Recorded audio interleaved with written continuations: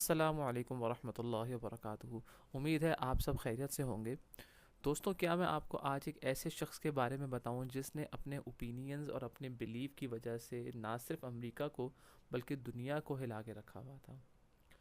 ये वो शख्स है जिसने मॉडर्न दुनिया में सेटनिज़म और चर्च ऑफ सेटन की बुनियाद रखी थी। जी हाँ, मैं बात कर रहा हूँ एंटोन लावे की। और ये कौन शख्स था, कहाँ से आया, कैसे इसने ये सब किया। और सबसे मज़े की बात यह है कि इस शख्स के बारे में सबसे इम्पॉर्टेंट बात जो मैंने स्टडी करी वो ये थी कि ये इन बिलीव्स को ख़ुद नहीं मानता था। तो अब ये इन चीज़ों के बारे में करता क्या था, सवाल ये है असल। देखें, बात यह है कि ये कौन शख्स था जो सर्कस में एक लायन टेमर था, फिर बाद में पुलिस में ये एक फॉरेंसिक फोटोग्राफर, फॉरेंसिक एक ऑफिसर के तौर पे ये काम करता रहा। और अचानक से इसमें क्या तब्दीली ऐसी आई कि इसने सेटेनिक चर्च और सेटनिज़म की बुनियाद रखी। और क्यों इसने इस चीज़ की बुनियाद रखी, क्या वजह थी, क्यों ये काला गौन पहन के बाल सर से उड़ा के एक शैतान का पुजारी बन गया, एक हाई प्रीस्ट बन गया। और इस वीडियो के एंड में मैं एक आपको ऐसा प्लॉट ट्विस्ट दूंगा जो सुन के आप हैरान और परेशान रह जाएंगे। तो वीडियो से जुड़े रहिएगा। वीडियो को लाइक करें, चैनल को सब्सक्राइब करें, बेल आइकन पर क्लिक करें। सबसे पहली बात इस शख्स के बारे में जो बड़ी मज़ाहिका ख़ेज़ है वो ये है कि ये शख्स ना ही शैतान को मानता था ना ही खुदा को मानता था। ये इन सब चीज़ों पे यकीन ही नहीं रखता था। ये तो अपने आप को एथियस्ट और लादीन कहता था। ये इन चीज़ों को मानता ही नहीं था कि कोई खुदा मौजूद है या कोई शैतान मौजूद है। ये सिर्फ ये सोचा करता था और कहा करता था कि इंसान अपने आप का खुद ज़िम्मेदार है, तो फिर क्यों ना इंसान अच्छाई करे या बुराई करे वो उसके ऊपर हो, उस पर कोई पाबंदी ना हो।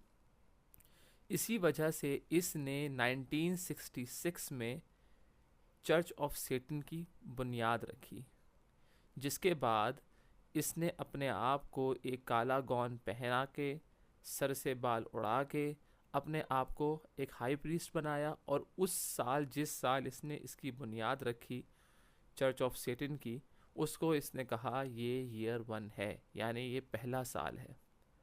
अब उसके बाद 1969 में इसने कुछ ऐसा ही कर दिखाया जो किसी भी मज़हब ने या किसी ने भी सोचा ही नहीं था कि ये अब क्या करने वाला है।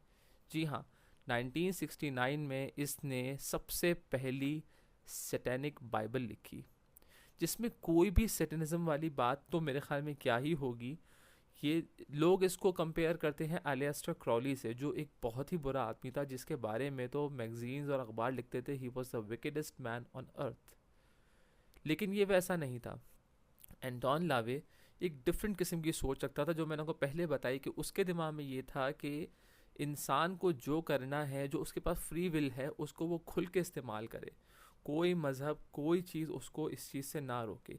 ये उसके कल्ट का बिलीव था, जिसके ऊपर उसने एक किताब लिखी, सैटेनिक बाइबल, जिसने ना सिर्फ चर्च को हिला के रख दिया बल्कि अमेरिकन गवर्नमेंट को उसने हिलाया। और यहाँ तक कि उसका इन्फ्लुएंस हॉलीवुड तक जाने लगा और बड़े बड़े स्टार्स इसके कल्ट के मेंबर बनने लगे, इसके चर्च के मेंबर बनने लगे।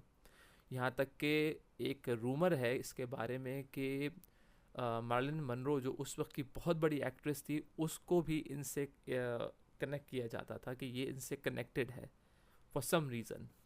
फिर उसके बाद इसने एक घर ख़रीदा जो पूरा काले रंग का घर था, जो इसने सैन फ्रांसिस्को में ख़रीदा और जिसको इसने अपना घर भी बनाया और उसको चर्च ऑफ सेटन का भी एक स्टेटस दे दिया। यहाँ तक कि चूंकि ये लायन टेमर था, तो इसने वहाँ पे एक शेर भी पाल रखा था, जिसकी दहाड़ से पड़ोसी इतना डरा करते थे कि एक दिन उन्होंने पुलिस को कंप्लेन करी और पुलिस को मजबूरन आके उस शेर को वहाँ से हटाना पड़ा। इसके बारे में एक और बात बहुत ही इंटरेस्टिंग है, वो ये कि ये इन सब चीज़ों से पहले पुलिस में एक फॉरेंसिक टीम का फोटोग्राफर था। और ये कहता था कि जब मैं मरने वाले लोगों की बॉडीज़ की पिक्चर्स खींचता हूँ, तो मुझे इनकी, इंसान की इस हालत को देख के ता उसकी तारीख, मकसद उसके हालात को देख के अफसोस होता है कि इंसान क्या चीज़ है, इंसान मर जाता है फिर इंसान के पास कुछ भी नहीं बचता। सबसे इम्पोर्टेंट बात जो उसने अपनी सैटेनिक बाइबल बनाई थी उसमें यही थी कि वो ये चाहता था कि इंसान जो भी इसके मेंबर्स बने उनको इस बात की आज़ादी मिले कि कोई भी मज़हब उनको कुछ भी करने से ना रोक सके। सिर्फ एक शर्त रखी थी उसने उसमें, वो शर्त ये थी कि उस जो भी जो काम करेगा उसके उस अमल से किसी दूसरे को तकलीफ़ ना पहुँचे।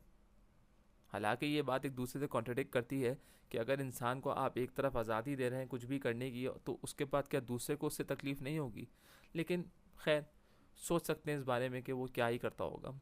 उसके बाद इसके बारे में एक बात बड़ी मशहूर थी कि ये कान से बहरा हो गया था और उसके बावजूद भी ये एक टॉप क्लास म्यूजिशियन था और कीबोर्ड यानी पियानो जो होता है, इलेक्ट्रॉनिक पियानो जो होता है, कीबोर्ड जिसे कहते हैं, उस पे ये कमाल महारत रखता था।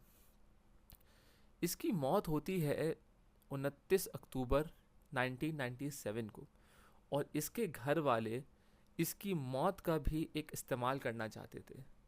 वो ये कि इसकी मौत को वो 29 की जगह 31 अक्टूबर बताना चाह रहे थे और इसकी मौत को छुपाया गया ताकि इसकी मौत हैलोवीन के दिन हो और उस वक्त कि जब हैलोवीन के टाइम पे इसकी मौत होगी तो इसकी मौत को भी ऐसे ही इस्तेमाल किया जाएगा कि देखो ये शैतान का पुजारी था और इसकी मौत भी ऐसी ही रात को हुई जिस रात को शैतान दुनिया में बाहर निकलते हैं या जो भी हैलोवीन के दिन होता है।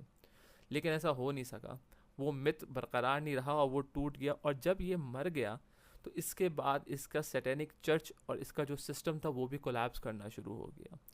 तो दोस्तों सबसे इम्पोर्टेंट बात इसके बारे में ये है कि लोग इसको एलियस्टर क्रॉली से कंपेयर करते हैं, लेकिन एलियस्टर क्रॉली एक पक्का शैतान का पुजारी था, वो पक्का एक शैतानी इंसान था। ये तो दूसरी तरफ एक कारोबारी बंदा बन गया था।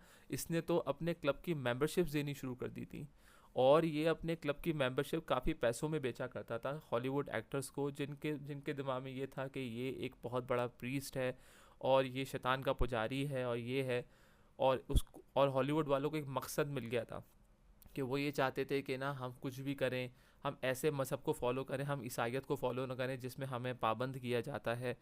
लेकिन ऐसा हुआ नहीं, ये मारा गया। और इसके बाद सबसे मज़े की बात ये है जो ये क्लेम करता था वो सब उन इदारों ने रद्द कर दिए। इसके मरने के बाद लोगों के दिलों से इसका खौफ निकल गया और फिर लोगों ने रद्द कर दिया कि ये कभी पुलिस में हुआ करता था, कभी इसके मार्लन मनरो से कोई टर्म्स थे, कोई बात थी, हॉलीवुड सामने आया, उन्होंने टोटली इसको डिसोन कर दिया और इसको रिजेक्ट कर दिया। लेकिन उसके बावजूद भी इसका असर रसूख आज तक दुनिया में कहीं ना कहीं किसी लेवल पे, स्पेशली अमेरिका में किसी ना किसी लेवल पे कायम है। इसका इसका इन्फ्लुएंस, ये एक तरह का एक्टर था, लोग इसके बारे में यही कहते थे ये एक एक्टर है।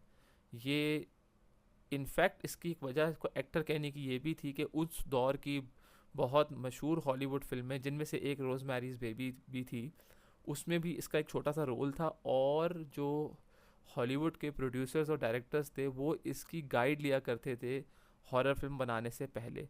इसका इतना इन्फ्लुएंस बढ़ गया था हॉलीवुड में और गवर्नमेंट के इदारों में कि लोग इससे डरने लगे थे, जिससे ये बेइंतहा खुश होता था कि लोग मुझसे डरते हैं, लोग मेरा खौफ रखते हैं। लेकिन उसके बावजूद भी कुछ ऐसे लोग थे जो इसके ख़िलाफ़ कुछ काम करने की कोशिश करते थे लेकिन कोई फ़ायदा नहीं होता था। यहाँ तक कि गवर्नमेंट लेवल पे भी लोग इसका कुछ नहीं बिगाड़ पा रहे थे और चर्च लेवल पे भी, मजहबी लेवल पे भी कोई इसका कुछ नहीं बिगाड़ पा रहा था। उसके बावजूद देखें, जब इंसान की मौत आती है तो मौत को तो कोई नहीं रोक सकता सिवाय अल्लाह ताला के। लेकिन इसने इतनी कोशिश करी, इसने इतना काम करा, इसने अपने सैटेनिक बाइबल और इस सिस्टम को चलाने के लिए कि आखिरकार ये उसमें हार के और ये अपने आखिरी सफ़र की तरफ चला गया। तो प्रॉब्लम यहाँ पे ये है कि मैं अपनी अगली वीडियोस में ऐसी ही पर्सनालिटीज़ के बारे में कुछ डिस्कशन करूँगा, जिसमें से मेरा अगला टॉपिक होपफुली मेरे ख्याल में एलियस्टर क्राउली होगा। लेकिन एलियस्टर क्राउली से इसको कंपेयर करना थोड़ा सा ज़्यादती होगी क्योंकि ये एलियस्टर क्राउली के आगे कुछ भी नहीं है। जब आपको मैं एलियस्टर क्राउली के बारे में कुछ डिस्कशन करूँगा और आपको बताऊँगा ऐसी बातें जो उसने करी हैं जो आपने शायद कहीं ना सुनी हो, तो आप हक्का बक्का रह जाएंगे और आप इसको भूल जाएंगे कि एंटोन लावे कोई चीज़ था। और ये सिर्फ एक कारोबारी आदमी था, इसने ये चीज़ अपने मकसद के लिए बनाई थी, एक सेटनिज़म का वर्ड यूज़ करके इसने एक अट्रैक्शन बिल्ड की थी। ऑल्दो इसका कोई ताल्लुक सेटेनिज्म से नहीं था, ना सैटेनिक चर्च में कोई ऐसी कार्रवाइयाँ रिकॉर्ड हुई पुलिस की तरफ से कि पुलिस ने बताया कि नहीं यहाँ पे ये कार्रवाइयाँ होती हैं, ऐसा कुछ भी नहीं था। लेकिन उसके बावजूद भी इसका इन्फ्लुएंस इतना था कि लोगों ने इसको मानना शुरू कर दिया और इसके पास जाने लगे, इसके पास जाके एंजॉय करने लगे, सब चीज़ें हुई। और हॉलीवुड में इसका बहुत ज़्यादा इन्फ्लुएंस था, बहुत सारी हॉरर फिल्मों में ये कहीं ना कहीं एडवाइज़र रहा, कहीं ना कहीं इसने काम भी करा और हॉलीवुड में इसका बहुत इन्फ्लुएंस रहा था। इस वीडियो को यहीं ख़त्म करते हैं। उम्मीद है आपको ये वीडियो पसंद आई होगी, तो वीडियो को लाइक करें, चैनल को सब्सक्राइब करें और बेल आइकन पर क्लिक करें। उम्मीद करता हूँ कि आपको मेरा कंटेंट ज़रूर अच्छा लगेगा। अल्लाह हाफिज़।